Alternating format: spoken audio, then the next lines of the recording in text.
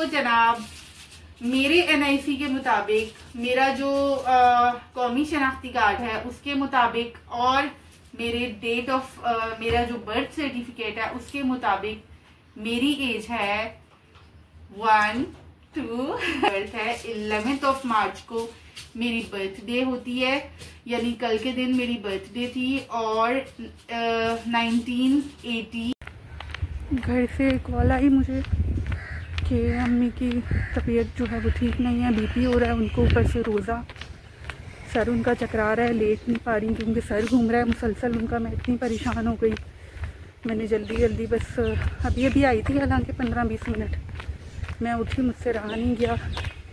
बस अब मैं घर की तरफ जा रही हूँ क्योंकि मैं बहुत परेशान हो गई और धूप और परेशान कर रही है।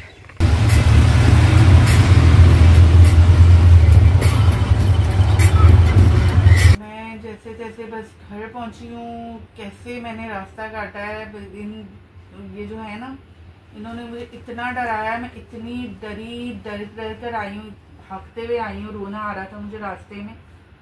और अम्मी को ये है कि BP, मम्मी सुबह मैं गई थी तो अचानक से ये क्या हो गया था, इतनी तबीयत खराब थी अम्मी को बोला मैंने रोज़ा तोड़ दो, पानी वानी दूं, दवाई वगैरह दूं, लेकिन नहीं सुन रही थी, इतने चक्कर भी आ रहे थे। नहीं चक्कर यार, अचानक सुबह में आपने सहरी में सालन क्यों खाया?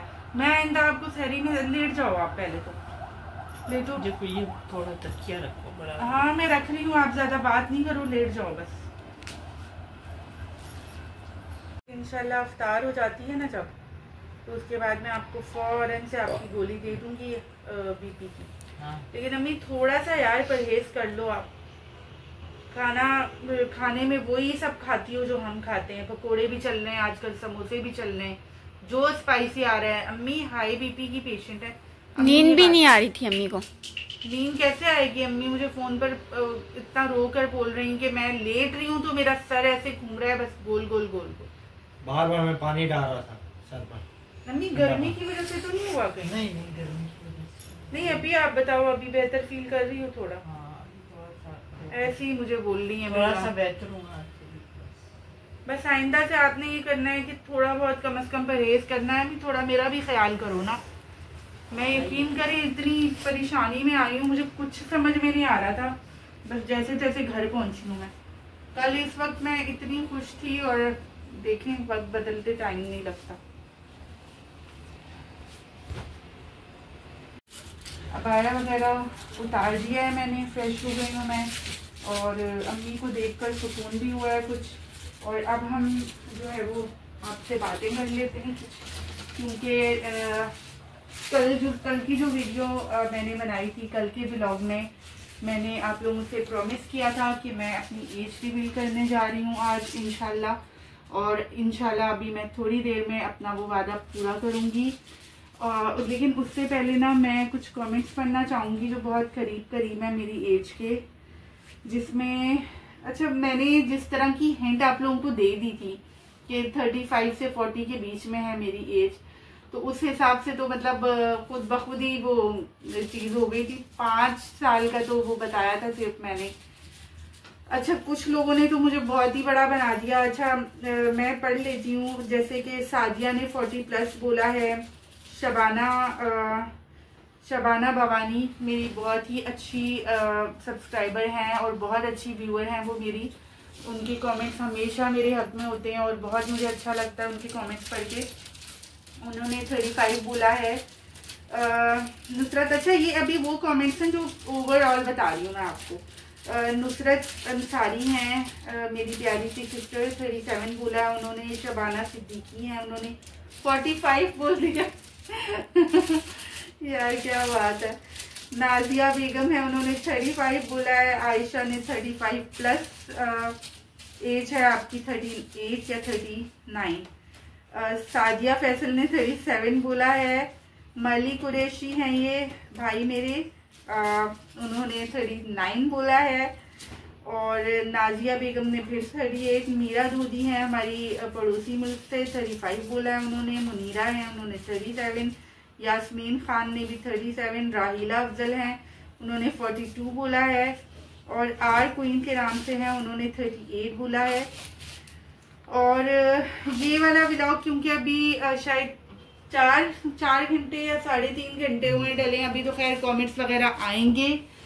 ये है कि अभी तक जितने आ गए थे उसमें से, और बहुत मैं शुक्रगुजार हूँ आप लोगों की, आप लोगों ने बहुत अच्छा रिस्पांस दिया है पिछले मेरे चंद एक व्लॉग्स में। अल्हम्दुलिल्लाह बहुत अच्छा लग रहा है मुझे। इन परेशानियों में आपके कमेंट्स मेरे लिए खुशी की नवीद की तरह हैं बिल्कुल।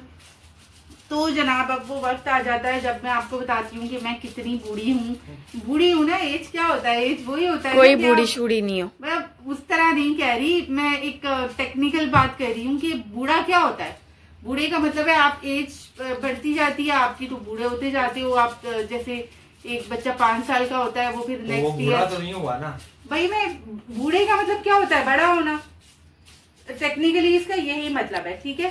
तो एनीवेज मैं अब आपको बताती हूँ, अभी के अभी अपनी एज रिवील करती हूँ। तो जनाब मेरे NIC के मुताबिक, मेरा जो कौमी शनाख्ती कार्ड है उसके मुताबिक, और मेरे डेट ऑफ मेरा जो बर्थ सर्टिफिकेट है उसके मुताबिक मेरी एज है 1 2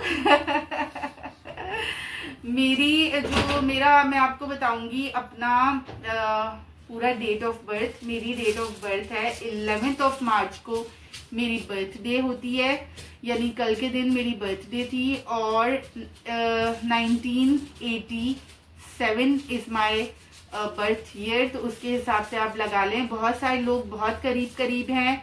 thank you so very much, आपने वक्त दिया, आपने वॉच की, मेरे व्लॉग को वॉच किया और मुझे इतनी अहमियत दी कि आपने मेरी एज को गेस किया। मुझे बहुत अच्छा लगा। और यकीन करिए मुझे तो इस बार था भी नहीं कि कोई मुझे विश भी करेगा, या कोई घर वाले तो चलें करते ही है ना, वो एक अलग बात होती है। लेकिन मुझे इतनी सारी विशेष, आपको बताया मरियम, आपको तो मैं स्पेशल बनाती हूँ ना, और इन साहब को भी मैं स्पेशल बनाती हूँ। बाल खराब कर दिया आपने। बर्थडे जो है वो सबने स्पेशल बना दी। अम्मी आपकी तबीयत शायद ना कल के केक के बाद खराब हो गई है ना, कल आपने ज्यादा केक खा लिया था ना। केक की वजह से क्यों? केक तो मीठा होता है ना।